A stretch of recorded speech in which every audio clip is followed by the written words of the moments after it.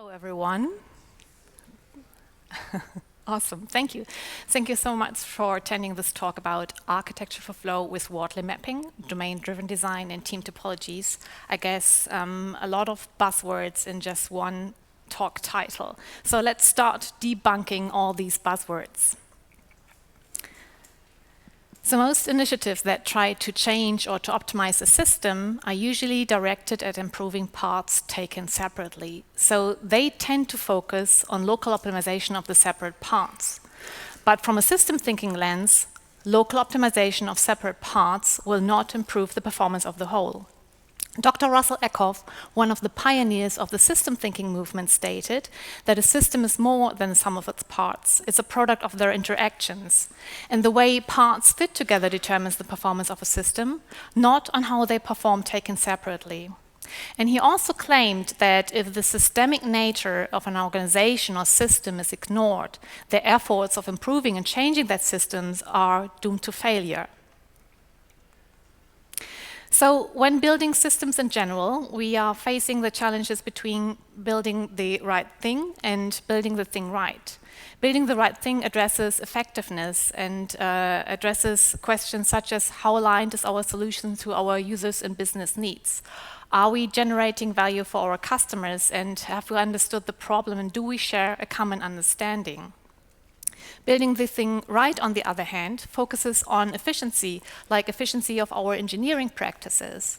And it's not only crucial to generate value to our customers, but also being able to deliver that value to our customers. And how fast can we deliver changes, and how fast and easy can we make a change effective and adapt to new circumstances? And the one does not go without the other, but as Dr. Russell Eckhoff pointed out, doing the wrong thing right is not nearly as good as doing the right thing wrong. So by considering the whole and having effectiveness and efficiency in mind to build the right thing right, we need an adaptive solution or adaptive approach, or a holistic approach to build adaptive systems. And one approach that I would like to share with you today, one out of many, is combining the perspectives of the business strategy with Wardley Mapping, and software design and architecture with domain-driven design, and team organization with team topologies in order to design, build, and evolve adaptive socio-technical systems that are optimized for fast flow of change. So let's dive into an example right away, and let's put these three perspectives together by evolving a legacy system. And we are going to use a fictitious example of an online school for junior students that is based on a legacy system, built, run, and supported by functional silo teams. And the first step to evolve our legacy system in our case could be by starting with a team first and analyze their current situation in regards to encountered cognitive team to cognitive load, and also encountered delivery bottlenecks. Due to handover, the functional silo teams reported about a high communication and coordination effort between teams when implementing and releasing changes. And dealing with a monolithic big ball of mud with a messy model and fuzzy boundaries led to high team cognitive load and tight change coupling. It takes a high amount of effort to understand a piece of code. In addition, the teams reported that there existed no clear ownership boundaries. So the teams were facing delivery bottlenecks impeding the software delivery performance. Due to on-premises infrastructure, the operational activities consist of configuration, backup and recovery mechanisms, maintenance including updates and upgrades and security updates, monitoring, scaling, and so on. So the infrastructure team faced high level of operational efforts. But as a reminder from system thinking, if we are planning to locally optimize only separate parts of the system and ignore the systemic nature, that will not improve the performance of the whole. Improving the performance of the whole requires to tackle the situation from a broader perspective and also understand the environment an organization is operating and competing in. And this brings us to a Wardley map representing the landscape of an organization. And a Wardley map is part of Wardley Mapping. So who of you have heard of Wardley Mapping before?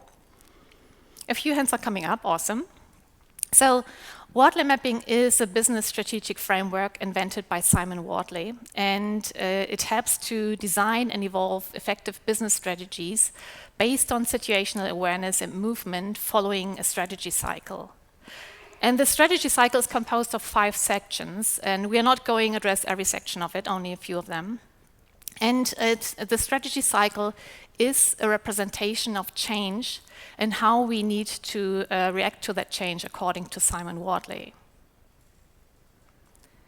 So the strategy cycle starts with a purpose, the why of our business, why are we doing what we are doing? And in our case is providing high quality education for junior students everywhere and help teachers to engage with their students online.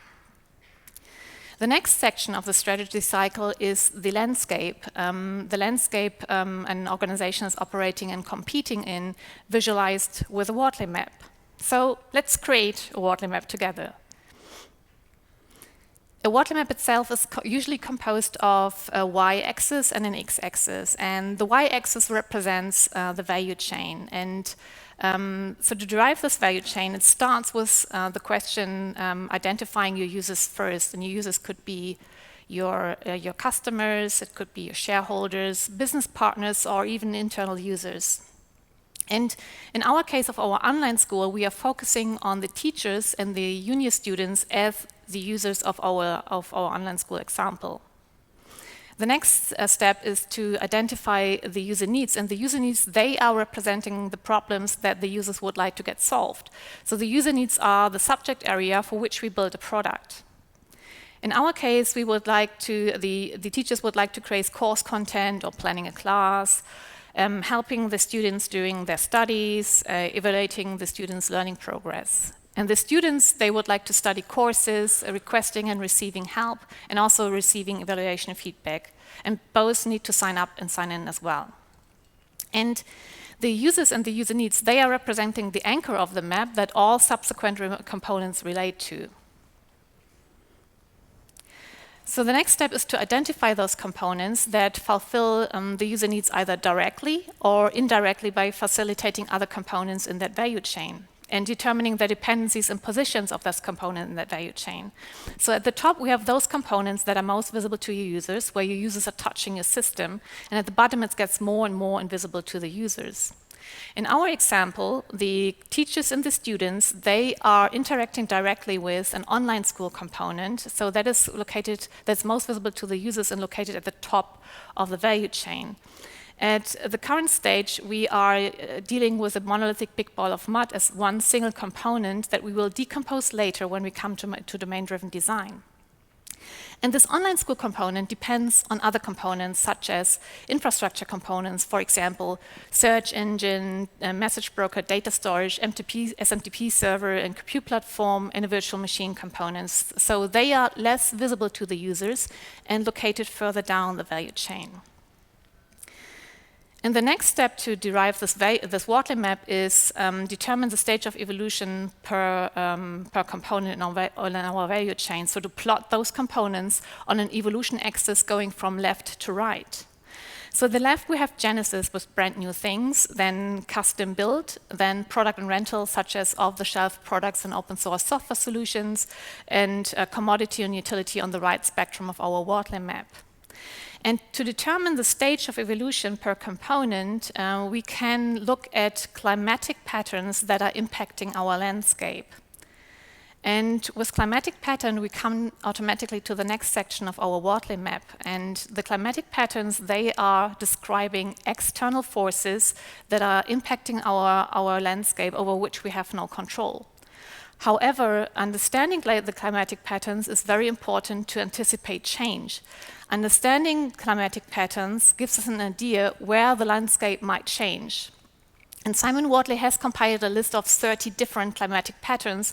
We are not going through all of them, just only 2. So, and one of this climatic pattern is that this map or the landscape itself is never static but very dynamic. So everything evolves from left to right through the forces of demand and supply competition. For example, cloud-hosted services were decades ago non-existent, and they evolved through genesis, custom build, and became product and rental commodity. And while the components evolve through the evolution stages, their characteristics changes from an uncharted, constantly changing, undefined, uncertain, unpredictable domain. And while they are evolving through the evolution stages to the right spectrum of the Wardley map, they become more stable, mature, industrialized, known, widespread, and stabilizing. And we can use these characteristics of the evolution stages to determine the evolution stage for our component in our value chain. For example, our online school component is representing a volatile component that is constantly changing and also providing competitive advantage. So that shall go into custom build. And the more widespread, stable, well-known infrastructure components, they can go into the product and rental or commodity and utility evolution stage. And for each evolution stage, we can apply appropriate methods. And that's where we're coming automatically to the doctrinal principles, the Doctrine, the next section of our strategy cycle. The doctrines, they describe universal principles that each organization can apply regardless of their context. And applying these doctrinal principles enables an organization to be able to respond to changes quickly and to be able to absorb changes gracefully. So Simon Wardley has also compiled a list of 40 different doctrinal principles. We don't have to go through all of them, just only one.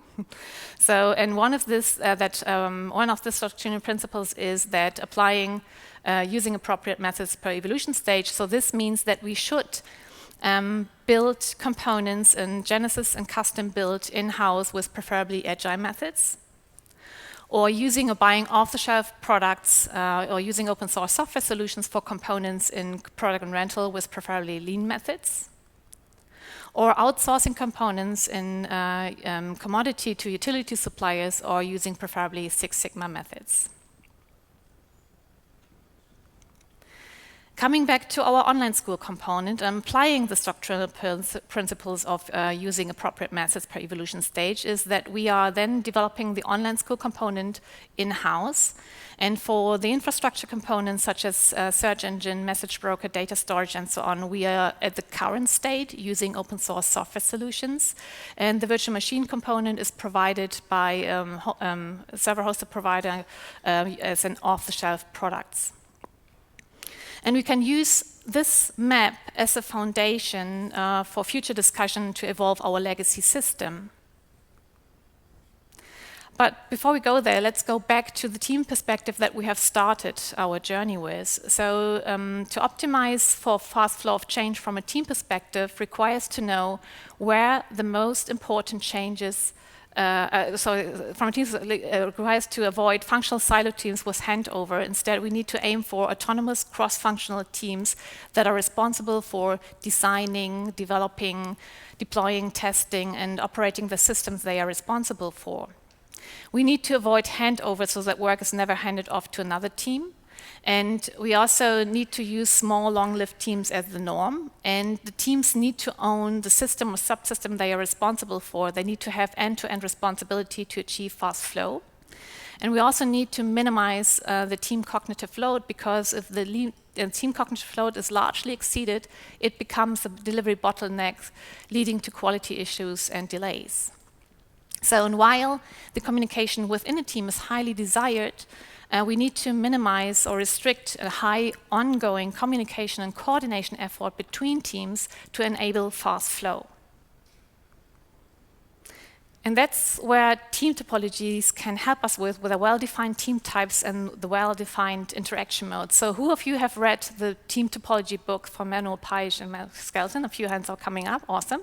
I'll give you a little brief overview of that.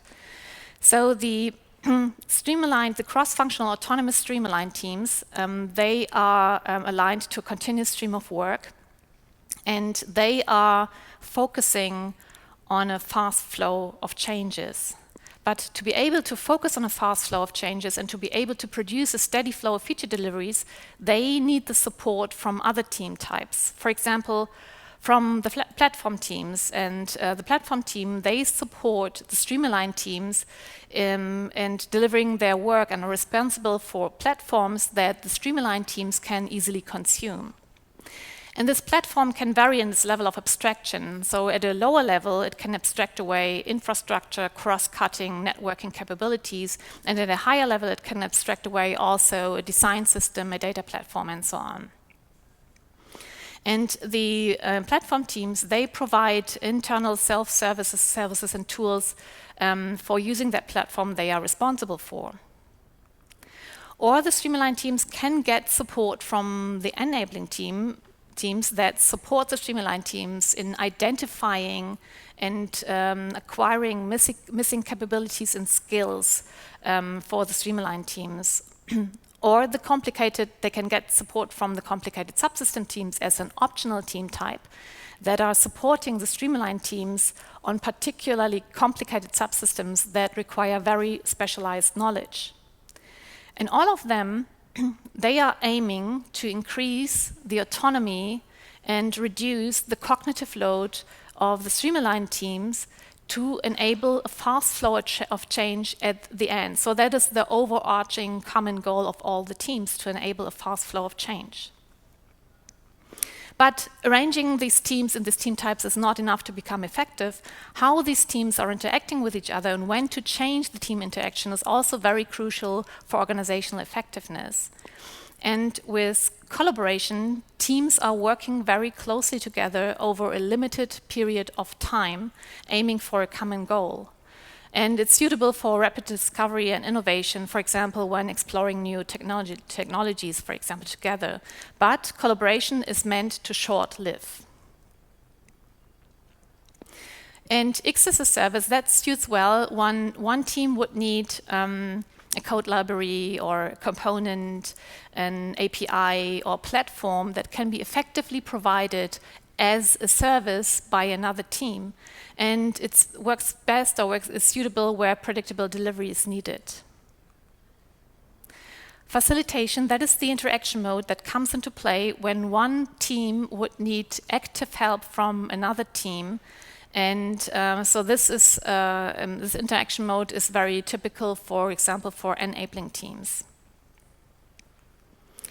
And the combination of this well-defined team types and this well-defined interaction mode, that promotes organizational effectiveness. And while we are applying team topologies, we are also automatically applying some of the Wardley doctrinal principles. As a reminder, the doctrinal principles enables an organization to be able to respond to changes quickly. So let's now start with architecture for flow. And we are using this previously created Wardley map as a foundation for our architecture and design consideration.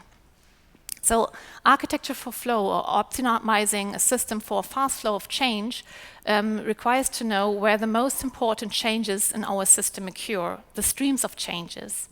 But the type of streams, they can vary from organization to organization. So they can range from task, role, customer segment, activity, geography-oriented stream types. In our case, we are focusing on the activity-oriented stream types that are represented by the user needs of our Wardley map.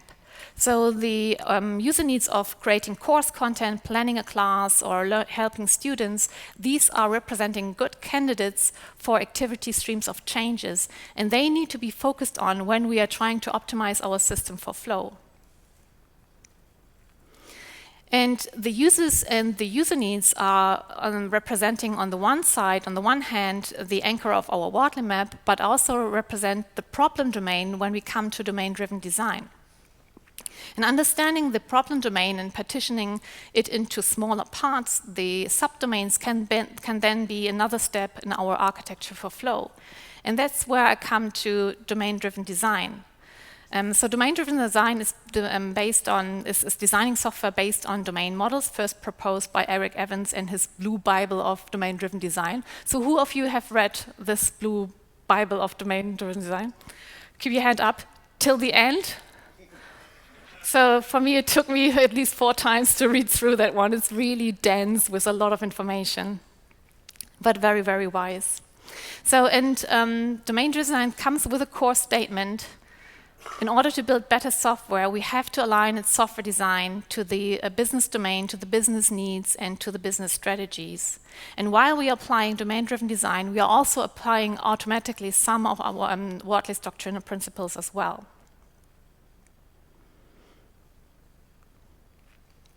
And domain-driven design comes with strategic and tactical patterns and practices. In the problem space of strategic design, that's where we are analyzing the problem domain and distilling it into smaller parts, the subdomains. But not all subdomains are equal to the business. Some are more valuable to the business than others. So we have different kinds of subdomains or types of subdomains, such as core, supporting, and generic. And the core domains that are the essential part of our problem domain, providing competitive advantage. And it should be hard for competitors to copy or imitate, and supposed to be quite complex. And it tends to change frequently, and that's the part of our system that we have to strategically invest in most. And that's the part that we have to innovate on. So, and that's the part of our, the core domains, that's the part of our system that we need to build in-house, and they go either in Genesis or custom build evolution stage.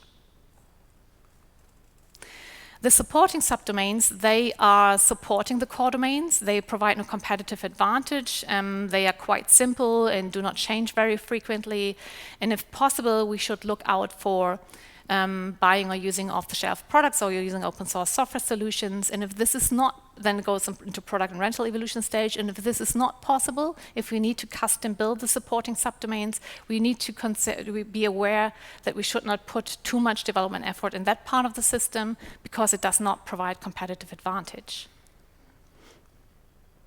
The generic subdomains, these are subdomains that many business systems have. For example, authentication or payment and so on. So they are core, they provide no competitive advantage, but businesses cannot work without them.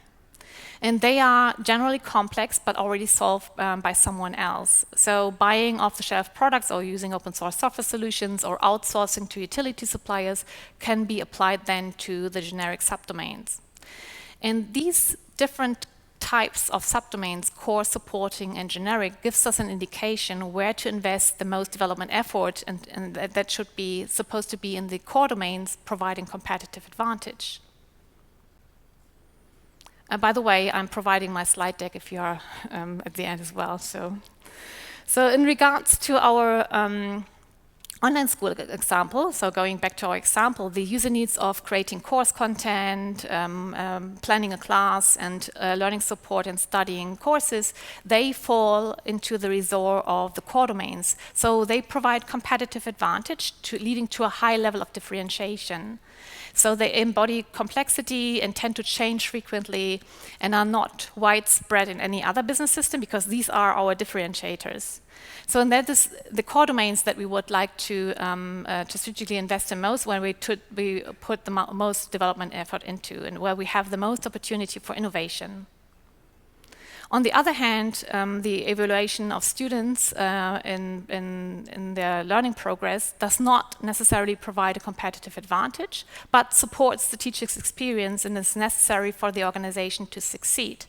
It tends to be less complex and tends to change less frequently than the core domains, and we should not invest too much into that part of the system, because it does not provide competitive advantage.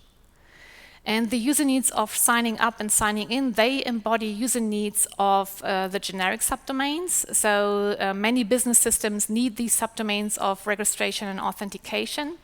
So they are widespread, standard, expected, with a high level of ubiquity and a high level of stability. As they are not core and provide no competitive advantage, but without them, our online school example would not work securely. So they are generally complex, but already solved by someone else. So there exist several solutions on the market already, and there's no need for innovation on this part of the system. So far we have found our suitable streams of changes, we have understood our problem domain and discovered our subdomains and discover also our core domain providing competitive advantage. Another aspect for architecture for flow is also when we go switch to the solution space of strategic design, and that's where we're going to decompose now our monolithic big ball of mud into modular components, the bounded contexts. And the bounded contexts, they are forming a boundary around a domain model, and they define where a single domain model can live in, where a single domain model can be applied, and also form a unit of purpose, mastery, and autonomy. They provide good seams to split a system apart and also provide a good different types of boundaries. For example, well-defined ownership boundaries. I address this in a few seconds. And designing this bounded context and designing the domain models, this typically involves a close collaboration between domain experts and development teams in order to gain a common understanding of your domain. And there are different techniques available, such as event storming, domain storytelling, example mapping, and so on. So let's say that we have already collaborated closely with the domain experts and using some of the techniques that I've addressed earlier, and we have designed the bounded context of content creation, course studies, class management, and learning support, and they are fulfilling the core domain-related user needs. So these are the parts of our system that goes into that we should address the most development effort into, and they go into the custom-built evolution stage on a built in-house. And the bounded context of student evaluation and notification handling on the other side, they are belonging to supporting subdomains. So there might exist several solutions on the market already. However, the teams decided to custom build this part of the software of this supporting subdomains because they require a higher level of specialization, but with the awareness that their development effort should not be too high. And the identity and access management bounded context, that belongs to a generic subdomain. And there exist several solutions in the market already, and it goes into product and rental or commodity and utility evolution stage. And now I'm coming back to the well-defined ownership boundaries of the bounded context. So to find suitable team boundaries for a next aspect of our architecture for flow, we can use these bounded contexts as well-defined ownership boundaries for stream-aligned teams. And also they provide good seams to split our system apart as well. Another aspect to consider for architecture for flow is to optimize team cognitive load. As I mentioned in the beginning, if the team cognitive load is largely exceeded, it becomes a delivery bottleneck. And to optimize team cognitive load, we have to limit the number, the size, and complexities of software components a single team has to work with or has to own. And this brings us back to the characteristics of our evolution stages. According to the characteristics of the evolution stages, the further left a bounded context or component in general is located, the higher the level of uncertainty is, which requires practices based on discovery and exploration. So components in Genesis, they are changing far more frequently than components on the right spectrum in commodity. For components in commodity, we can draw on best practices leading to a clear path to action. So, and each evolution stage itself is addressing different practices ranging from best, good, emerging, and novel practices.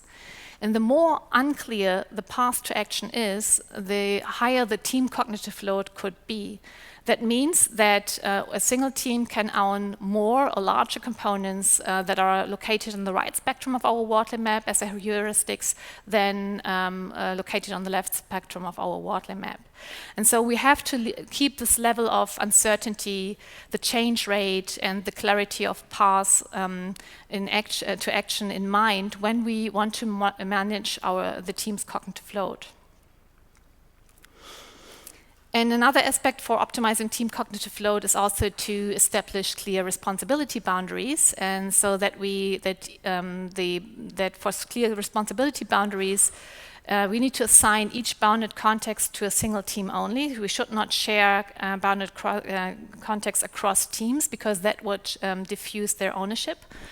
However, one team can own several bounded contexts.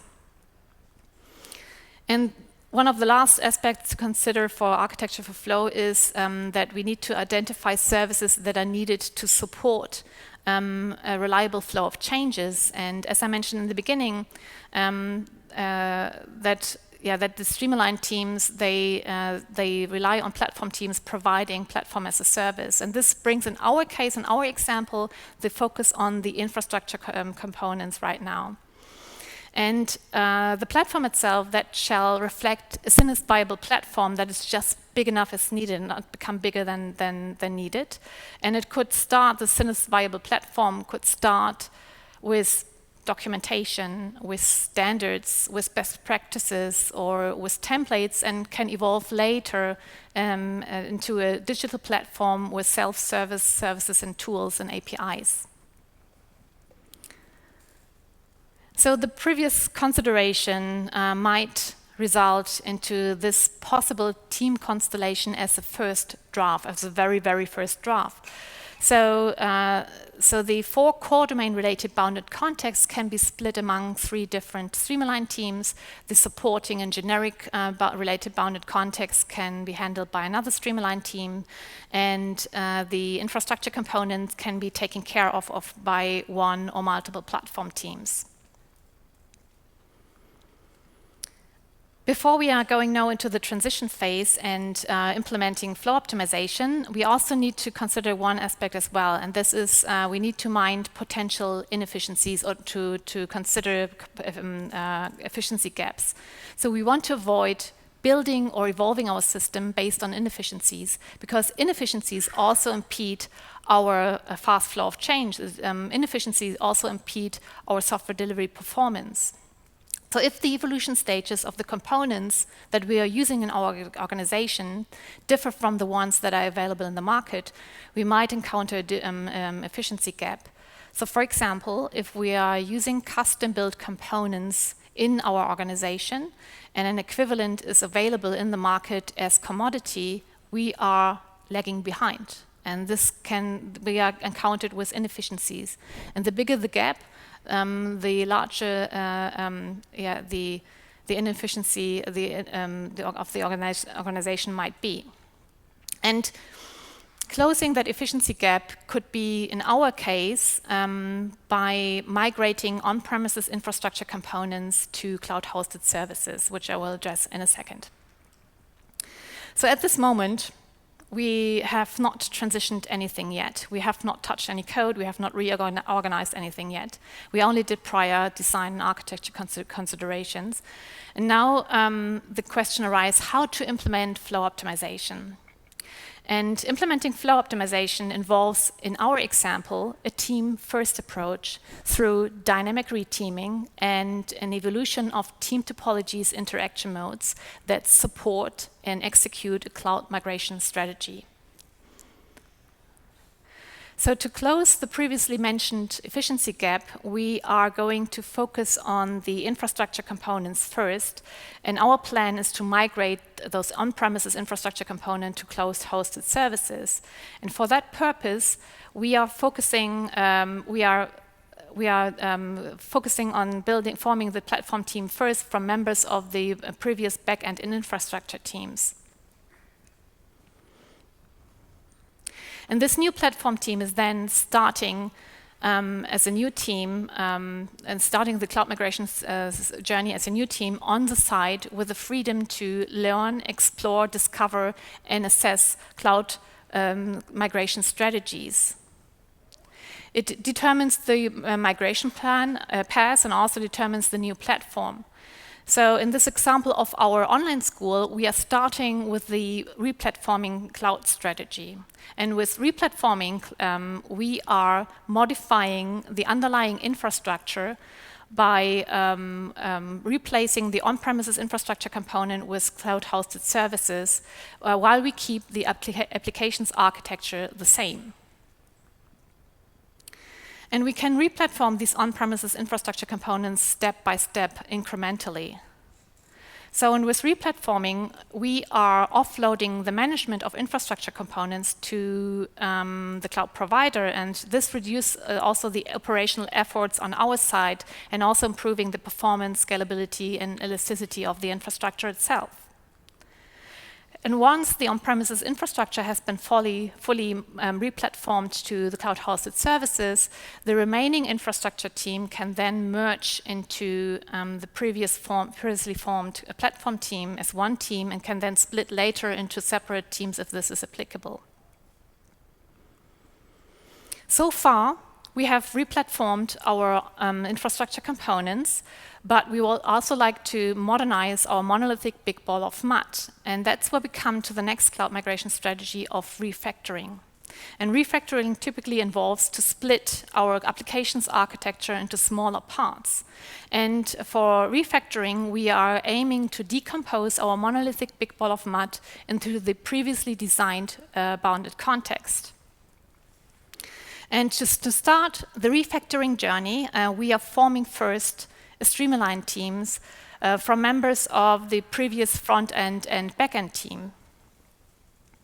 And in the meantime, we also, the remaining front-end and back-end team can then merge into the temporary joint team that takes care of the monolith as long as it does exist, as one single team with no handover involved, and from there they can split into separate teams, streamlined teams later. So let's go back to our first formed streamlined teams, and they are kicking off now the refactoring journey. And this streamlined team is supported by an evolution of team topologies interaction modes. So at the beginning, this new formed streamlined teams can closely collaborate with the platform team, and they can jointly discover possible cloud options that are applicable for the bounded context that this new streamlined team is responsible for.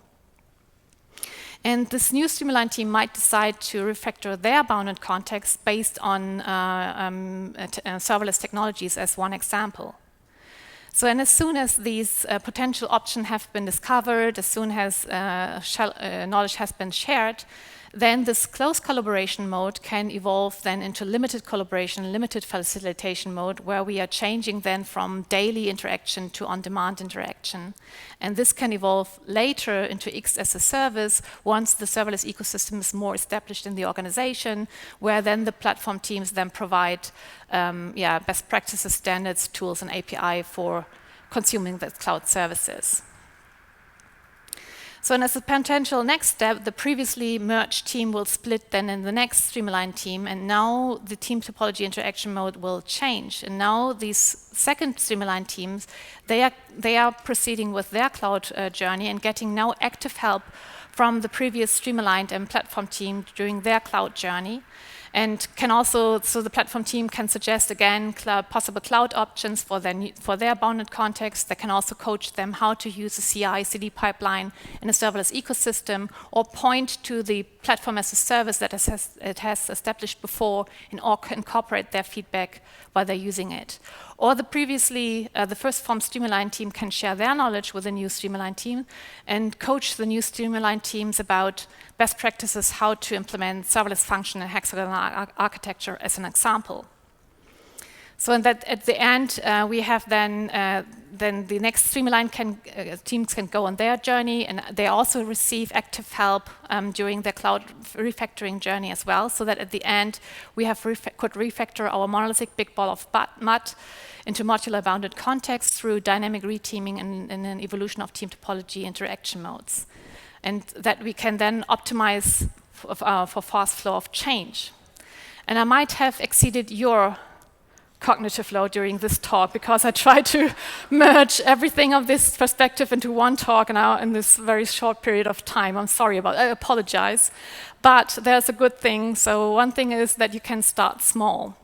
You don't have to squeeze in, or you don't have to know every perspective by heart. You can start small and start with the parts that makes most sense to your context. So, for example, you can start with a Wardley map to understand your landscape, and also use this map as a foundation for future discussions. You can start with the current teams and analyze their current delivery bottlenecks and team cognitive load, or you can identify suitable themes for decomposing your system into modular components with the subdomains and bounded contexts. So coming to the end, and also then, and these paths then are eventual cross in the future. So coming to the end, so the combination of Wardley mapping, domain-driven design, and team topologies helps you to understand the environment an organization is operating and competing in. It helps you to gain domain knowledge and discovering the core domain, providing competitive advantage. It helps you to know what components to build in-house, where to buy or use off-the-shelf products or open source software solutions, or outsource to utility suppliers. It helps you to decompose your problem domain into modular bounded contexts, and also aligning your teams and evolving their interactions to the system we build in the strategy we plan. And also helps you to identify potential efficiency gap. We are almost there, and eliminate bottlenecks and increasing software delivery performance, so that we as an organization are able to respond to changes quickly and absorb changes gracefully. So the combination of these three perspectives helps to design, build, and evolve adaptive socio-technical systems that are optimized for fast flow of change, with the focus of improving the performance of a system as a whole. And with that, you can dive into deeper details with this list of very great books. And yes, there's coming out a book next year as well. So I'm writing on this project as well. Thank you.